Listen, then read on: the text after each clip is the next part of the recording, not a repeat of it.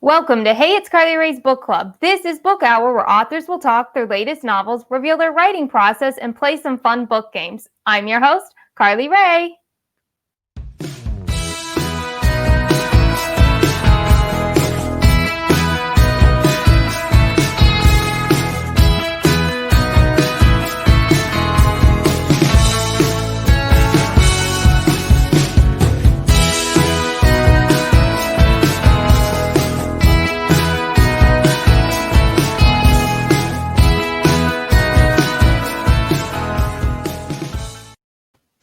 Today we have USA Today bestselling author Sarah Morgan. We're going to be talking about her latest holiday novel, One More for Christmas, where she gets her inspiration when crafting a Christmas story, if she has a favorite character in One More for Christmas, and find out if we can expect more novels from her soon. Plus, we're going to see if Sarah knows what Christmas-themed ballet premiered in St. Petersburg, Russia in 1892 when we play Trivia Christmas Edition. We'll jump in right after this.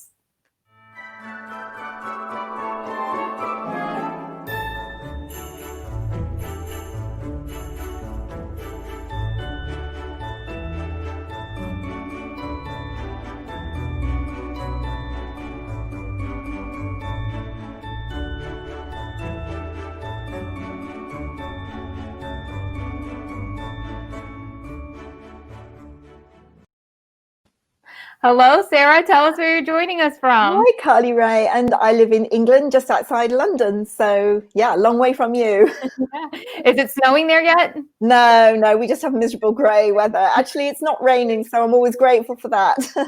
I love your background too, your Christmas tree and all your books. Thank you. Yes, that's all in your honour, just to hide my other messy bookshelves, and my Christmas tree's gone up early, especially. Well, your books have sold over 18 million copies and counting.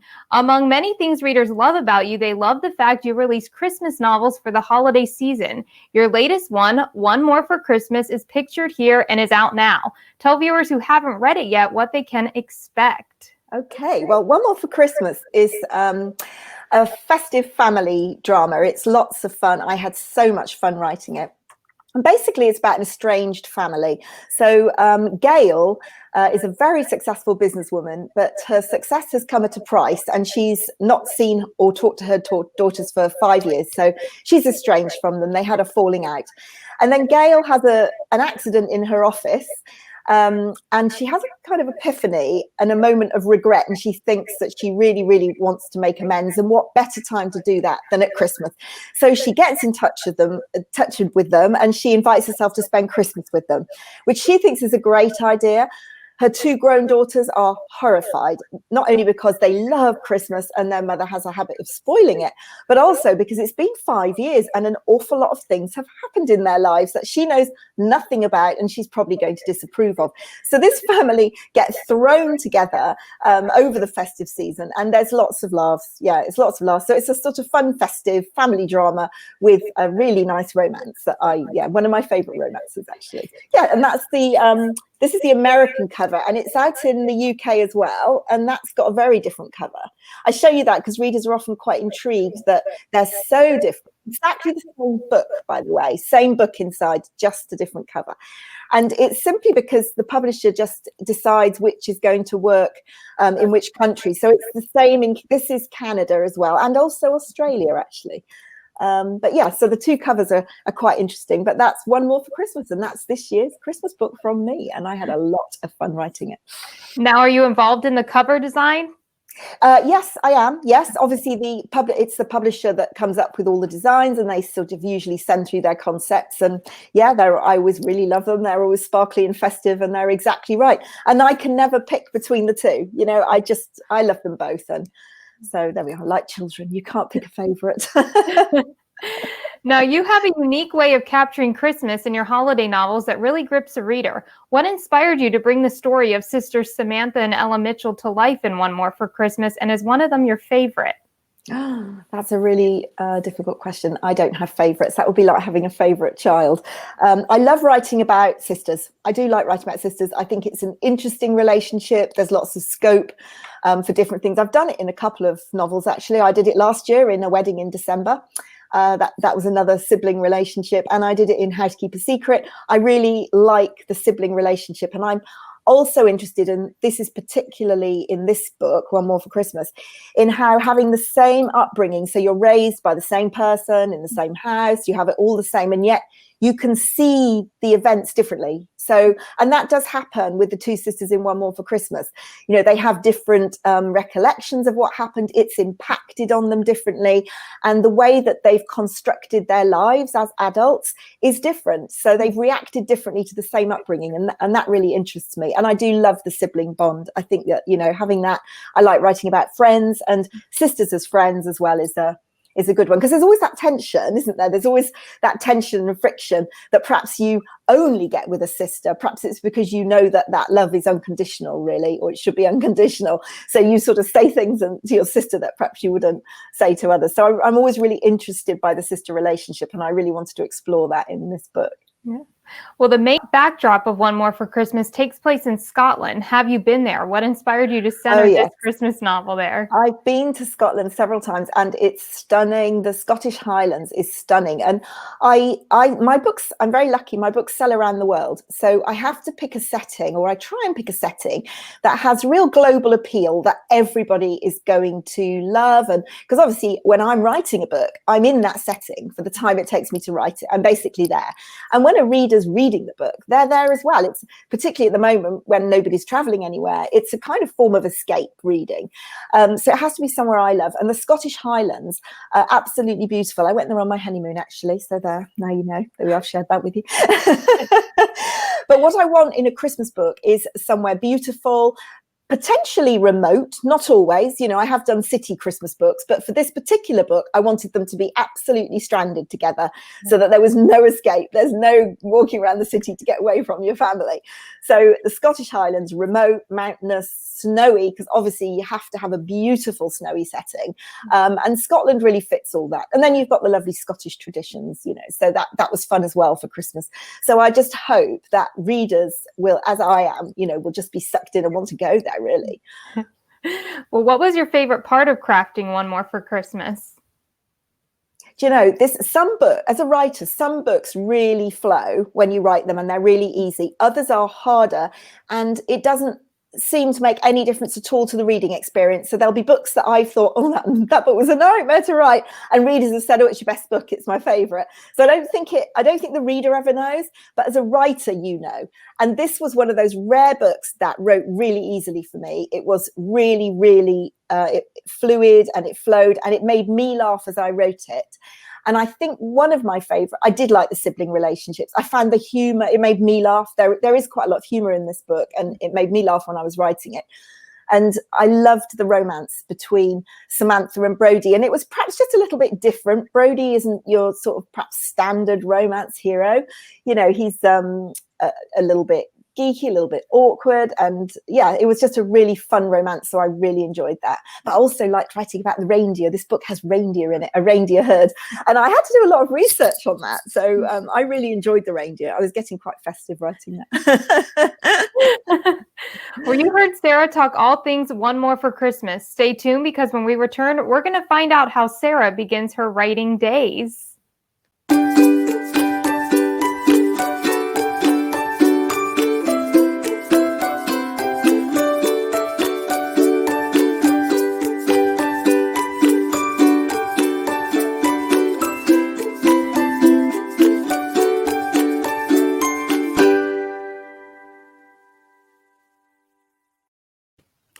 Welcome back to Book Hour. I'm your host, CarlyRae, here with USA Today bestselling author Sarah Morgan. Sarah, you have a career as an author that is admired by many. What's your secret? How do you continue to get idea after idea, crafting it into memorable novel after memorable novel? I don't think there's a secret at all. It's a lot of hard work and just persistence and keeping going. And even when, you know, it feels hard and life's hard, you just keep going. I mean, I don't stop, and that kind of helps, really, I think, even when it's hard. I think some people say, you know, do you have writer's block? And I have to tell myself that writer's block doesn't exist, because if I think it existed, I'd get it. You know, if you read a symptom on the internet, you've immediately got it, haven't you? I have. So if I thought writer's block existed, then I'd get writer's block and I wouldn't be able to write a thing. So I think that writing is hard. You know, sometimes it flows and it's brilliant, and oh my goodness, how do we all love those days? But a lot of the time it's just hard. You have to keep going. You have to keep writing and rewriting and reading and editing. And it's just hard work. And I think sometimes those days that are harder are what other people might think of as block. Oh, I'm blocked, it's not coming. I don't think that's the case. So I basically just keep at it. And that's how I've ended up, you know, really, I'm very lucky to have, you know, the career that I have. But I do think that hard work and perseverance has played a part. And I don't think it's, I never run out of characters because I'm writing about people and no two people are the same. So just like with your friends, you see them in a relationship, they're not going to be the same as another couple.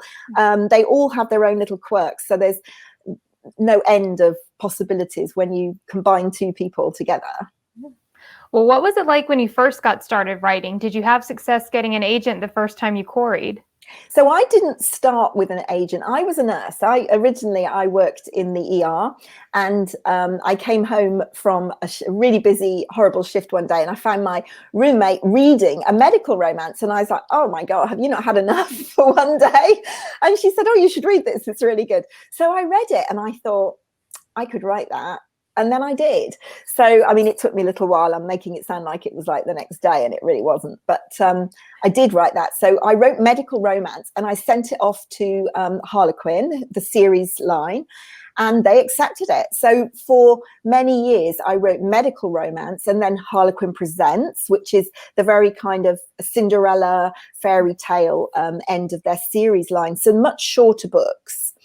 And so I didn't need an agent for those. I just did that myself. And then I decided that I wanted to write bigger books with more complex characters and move away, because those books obviously are short and they're very much focused on the romance. So they're like it's like taking a close-up shot with a camera. It's just the romance. You don't see anything else of the characters' lives. And I wanted to explore a bit more, really, because I'm nosy. So I started to write bigger books, and that's when I got an agent, because obviously it was a completely different kind of career move, really. So yeah, I was very lucky with that, because by then I think I had a publishing background, so that probably did make it easier when I queried. Yeah. Well, one thing I'm curious to know is what it is about Christmas books you love the most. I know, I love writing them. And, you know, I've always written them right from the beginning, purely because I enjoyed doing it. And I suppose the main answer is I love Christmas. I always have. I just really love Christmas. So by writing a Christmas book, I elongate my Christmas, because I start way before anybody else has started thinking about putting up their tree, and I finish afterwards. So everybody else has like maybe 2-month Christmas period, maybe a month. I have about 5. So Christmas is like half my year, CarlyRae. And that suits me just fine. I really like I just love all of it, actually. I love creating that snowy, magical atmosphere. I love the fact that Christmas often brings groups of people together who wouldn't be together at any other time. You know, you gather together at Christmas quite often with people who you wouldn't normally dream of being seen with. And for a writer, that just gives you lots of material for drama, if you like. So that's really fun. And of course, Christmas can be really romantic. So, you know, it's everything I need is right there in a Christmas book. I do write summer as well. Now, to stay in the holiday spirit, do you keep your tree up all year? No. I do keep it up while I'm writing the book. So I usually start my Christmas book around October. Actually, this only went up about 4 weeks ago when I did a Facebook Live, because I thought, oh, I need something festive. And anyway, everybody's so fed up with 2020. I thought the sooner you get your tree up, the better. And then I will keep it up after Christmas. I usually finish my sort of draft about February. So I just want to stay in the mood. So I keep up a few things. I don't have the whole house decorated, but I will keep a few things on my desk that make me think of Christmas, just to keep myself in the mood while I'm finishing it off. Well, do you craft your Christmas books the same way you craft your other romance novels? That's a really good question. Yes. I mean, I suppose the simple answer is yes, but it is a little different because you're looking for different elements. So you still want strong characters. You still want a great conflict. You want that emotional tension that's going to make readers turn the pages and want to know what happens next. But in that, you need to add in that lovely magical Christmas sparkle, which is what people want when they pick up a Christmas book. They want that warm family feeling. I suppose they want partly that feeling of a perfect Christmas, which very few of us ever get because things always go wrong, don't they? That's life. But in a book, you want to feel that warm, cozy, comforted feeling with enough conflict to keep you engrossed, but knowing that it's just going to make you laugh and feel good, the book. So, that's why I like writing them as well. So I do approach it the same way, but I'm very mindful of setting. And when I'm thinking about the plot, I often have more to play with, because at Christmas you're often brought together in a small claustrophobic environment, and that's really fun. Yeah. Well, do you have an all-time favorite Christmas book you've written? Gosh, people ask me that, and I can honestly say no, because when I'm writing them, that's my favorite book, because I'm really in it. Those characters are real. I could buy them all Christmas presents by the end because they seem real. But when I look back over all of them, no, I don't think I could pick a favorite, because for me, they're all my favorite at the time. But I know that readers have favorites, and it's not always the same favorite, which reminds us all that reading is, that there's no one book for everyone. And, we all like different things. And so all you can do at the end of the day is write the book you love and hope that it will connect with readers too. But no, I can't pick one favorite. Well, there you have it. We'll be right back to play Game Time with Sarah. Coffee. The liquid that helps us start our day or keeps us going at 2 p.m. when our keyboard pillow nap comes calling.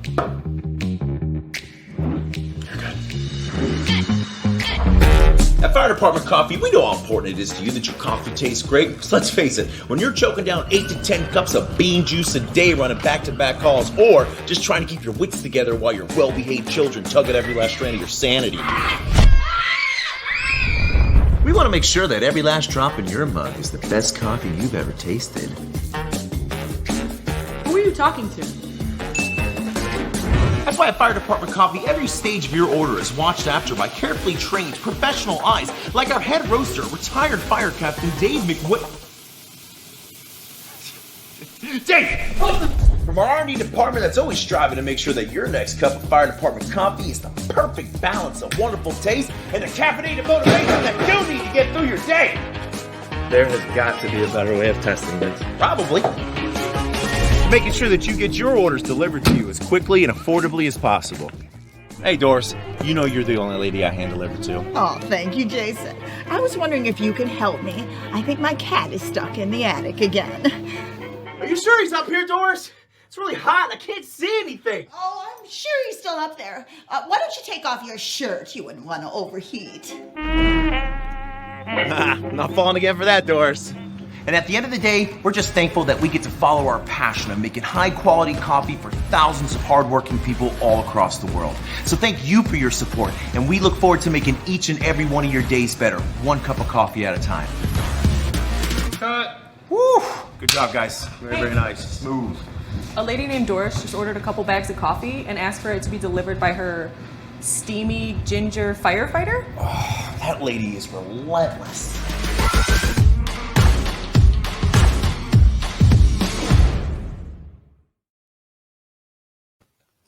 Welcome back. It is game time. The first game we're going to play is Trivia Christmas Edition. Tension!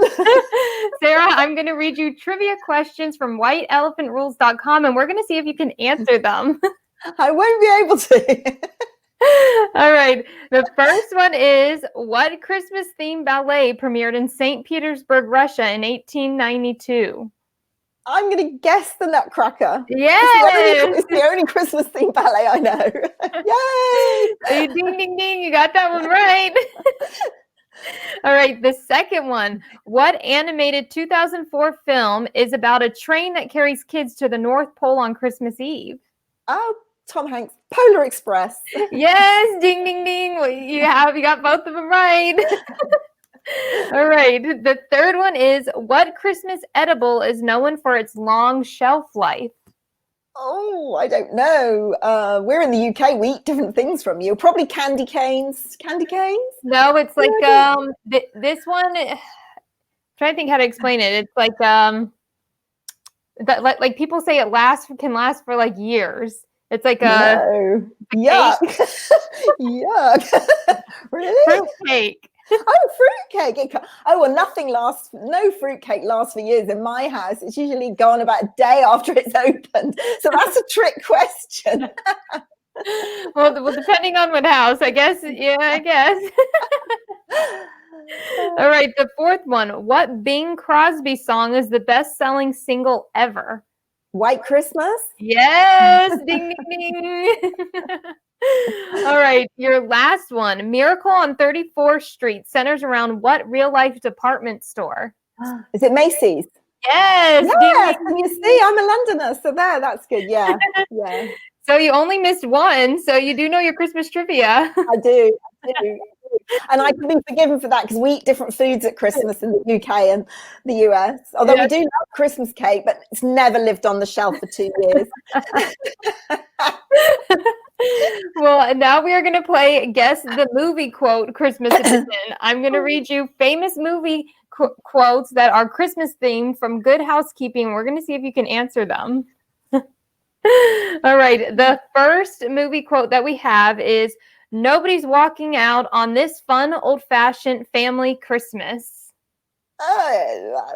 It's a wonderful life. I have no idea. It's Christmas Vacation. Oh, okay. Oh, whoops. I'll write that down. I'll get it right next time. If I get invited to a Christmas quiz, which will obviously be on Zoom, this being 2020, I'm going to absolutely nail it. Right. Okay. All right. The second one is, "I planned out our whole day. First, we'll make snow angels for 2 hours. Then we'll go ice skating. Then we'll eat a whole roll of Toll House cookie dough as fast as we can. And then we'll snuggle." No idea. No. Elf. Oh, is that Elf? It's when he wants to eat the whole Toll House. It's obviously been too long since I watched Elf. Okay, make note to self. Christmas movie homework. Elf. Elf. And Christmas Vacation. Christmas Vacation. All right. The third one is, yes, I do. I like Christmas. I love Christmas. This one has the 3 spirits. Oh, Christmas Carol. Yes. Muppets or ordinary? I think it's the regular one. I like the Muppet one. All right, the fourth one. "I never thought it was such a bad little tree. It's not bad at all, really. Maybe it just needs a little love." Oh, that sounds just like so Disney. What is it? Go on, tell me. A Charlie Brown Christmas. Oh, well, there we are, nearly. Yes, close. All right, the fifth one, which I'm pretty sure you'll get, is "Merry Christmas, you filthy animal." Oh, Home Alone, of course. Yes. So that concludes our Guess the Movie quotes. Sarah, you got 2 correct. So clearly I need to change my Christmas movie watching. You see, I just watch them all on a loop, the same ones. I'm not very adventurous. We'll have to get you a box set of the array of Christmas DVDs for you to go through after you're done writing. Well, that concludes Game Time. Sarah, I want to thank you for being on Book Hour and joining us today. Before you go, tell viewers if you're writing more books.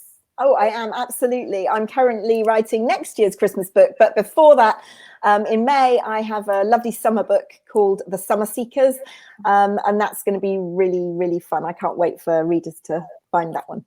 Now, are we going to get to see any of your books on screen? Yeah, maybe. I don't know. A few have been optioned. I've had one of my earlier medical romances was made. That was Christmas with a Prince. That was made. So I don't know. We'll see. Well, Christmas with the Prince now is on Netflix. Oh yeah, that's right. Yeah, it is. Yeah, but there's also there's another one with a really similar title. But there are 2 with really similar titles, which really confuses me. But there we are. Yeah, it's on Netflix. Well, if viewers want to follow you on social media, where can they find you? Okay, so I'm very much on Instagram, Sarah Morgan Writes, and Facebook, author Sarah Morgan. So those are my main. I am on Twitter, but really it's Facebook and Instagram. Well, you heard Sarah. Go check her out now. All of her social media handles are in the description below. Sarah, thank you so much for being on Book Hour. And for those watching, I hope you have a great day. Thank you, everyone. Bye.